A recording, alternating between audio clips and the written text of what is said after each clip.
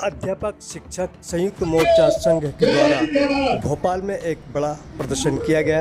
आप देख रहे हैं जनसैलाब जो कि पूरे दशहरा मैदान में दिखाई दे रहा है। यहाँ लाखों की तादाद में आज शिक्षक उपस्थित हुए हैं अपनी मांगों को लेकर और मुख्यमंत्री को बताना चाहते हैं एक बड़ा प्रदर्शन करके कि हमारी ताकत बड़ी है और हमारे साथ इंसाफ किया जाए। आइए बात करते हैं आसिफ अंजुम से। आज के आंदोलन में केवल दो बिंदु हैं हमारी। प्रथम हमारा बिंदु है जो प्रथम नियुक्ति दिनांक से वरिष्ठता का है और दूसरा मुद्दा है टीईटी परीक्षा का। इसके अलावा हमारी कोई मांग नहीं। आज ये पूरा मध्य प्रदेश का शिक्षक अध्यापक इसी उद्देश्य को लेकर आए। इसके अलावा हमारी और कोई मांग नहीं। ये मध्य प्रदेश के अध्यापक और शिक्षकों का सैलाब है। आज भोपाल की मैदानों में, धरतियों में और गलियों में दिख रहा है। ये मध्य प्रदेश का ये वो अध्यापक शिक्षक है जो वर्षों से आक्रोशित है, परेशान है, पीड़ित है, शोषित है। मध्य प्रदेश सरकार हमारे ऊपर टीईटी परीक्षा का आदेश जारी कर हम लोगों को परेशान कर दिया। हमारी नियुक्ति प्रथम नियुक्ति दिनांक से हमें वरिष्ठता नहीं दे रही। हमारी नियुक्ति 1998 में हुई, जबकि शासन हमें एक साथ 1918 से मान रही है। 20 साल की हमारी सर्विस सरकार ने छीन ली है। आज ये हुजूम यही मांग करने आया माननीय मुख्यमंत्री महोदय से। सरकार ने जैसा कि कल रिव्यू पिटीशन दायर की है, सवाल रिव्यू पिटीशन दायर करने का नहीं है। सरकार पूरी तरीके से इस आदेश को निरस्त करे और हमें प्रथम नियुक्ति दिनांक से वरिष्ठता प्रदान करे।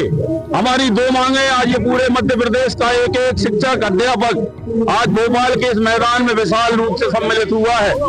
मैं आपके माध्यम से माननीय प्रधानमंत्री से अनुरोध करूंगा, आप हमें अयोग्य मान रहे हैं, जबकि हमारे इन्हीं शिक्षक साथियों में आपने दो हमारे शिक्षक साथियों को, एक को विधायक का टिकट देकर विधानसभा में नियुक्त किया और एक शिक्षक को आपने सांसद का टिकट देकर उसे सांसद बनाया। आज हमारे दो साथी अगर अयोग्य हैं तो आप बताइए आपने उन्हें टिकट क्यों दिया? आज हमारे दो साथी एक विधानसभा में और एक सांसद में है। मैं आपके माध्यम से माननीय मुख्यमंत्री से महोदय से निवेदन करूंगा, अनुरोध करूंगा।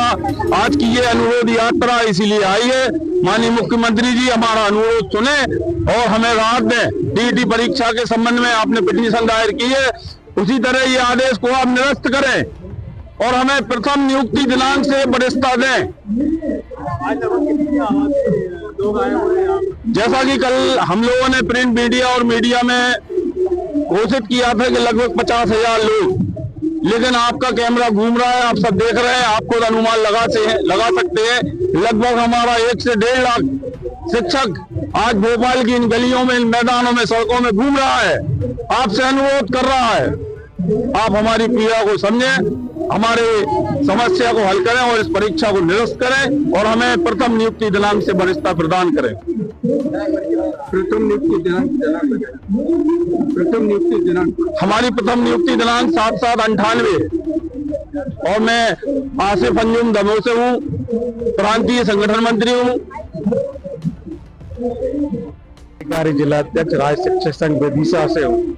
जब कोई भी व्यक्ति की नियुक्ति होती है तो उसकी योग्यता और निर्धारित तय की जाती है कि हम यदि कोई भी कैंडिडेट या निर्धारित योग्यता तय करता है तभी उसकी भर्ती की जाती है। तो बाद में ऐसा कोई रूल तो नहीं रहता है कि उसकी आप बाद में उसकी कोई परीक्षा ले या कोई अतिरिक्त योग्यता मांगे।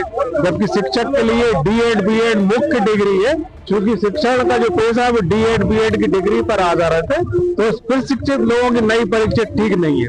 और मैं माननीय मुख्यमंत्री सरकार से मांग करता हूँ कि जब किसी भी व्यक्ति का जन्म होता है तो उसकी आयु की गणना कब से करेंगे? उसकी जन्म दिनांक से। इसी तरह जब किसी भी हमारे साथी की कोई भी नियुक्ति होती है तो प्रथम नियुक्ति दिनांक उसकी नियुक्ति दिनांक रहती है, तो उसकी सेवा काल की गणना भी प्रथम नियुक्ति दिनांक से करना चाहिए, ना कि इनमें एक राज्य शिक्षा संवर्ग गठित करके 2018 से सेवा काल गणना कर रहे हैं। ये बिल्कुल न्याय संगत नहीं है। शासन को हमारी प्रथम नियुक्ति दिनांक को ही हमारी सेवा काल की गणना करना चाहिए। जिला उपाध्यक्ष राज्य अध्यापक संघ जबलपुर। माननीय सर्वोच्च न्यायालय में जो पिटीशन की बात करी थी, और पिटीशन में अगर हमारे संविधान को आप जानते हैं तो संविधान में एक न्यायिक पुनरावलोकन है कि कोई भी अगर कानून बनता है या कोई निर्णय लिया जाता है तो उस पर संशोधन की नियमितता का लचीलापन है। उस लचीलेपन को मध्य प्रदेश शासन को एक रिव्यू पिटीशन दायर करनी चाहिए थी, लेकिन शासन का जो भी रवैया हो, जिस प्रकार जम्मू एंड कश्मीर ने किया, तमिलनाडु में किया, और जबकि ये टीईटी परीक्षा का जो मूल मुद्दा है वो मूलतः महाराष्ट्र के कुछ हिस्से से लिया गया था, और उस पर जो याचिका दायर की गई थी, उस याचिका के दौरान ये कार्य किया गया था, तो ये पूरे राष्ट्र के शिक्षकों के लिए नहीं है। अब वहाँ पर ये कोई गलती या भूलवश हर व्यक्ति से गलती हो जाती।